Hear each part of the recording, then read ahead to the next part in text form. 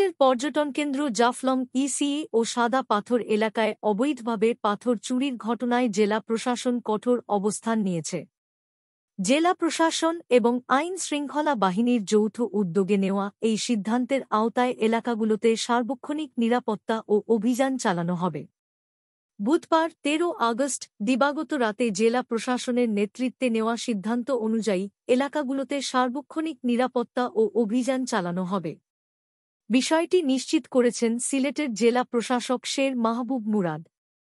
প্রশাসনের সিদ্ধান্তে বলা হয়েছে, জাফলং ইসি এলাকা ও সাদাপাথর এলাকায় ২৪ ঘণ্টা যৌথবাহিনী দায়িত্ব পালন করবে।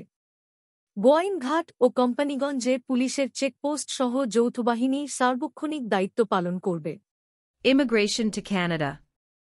We provide the best quality service and solution for Canada immigration.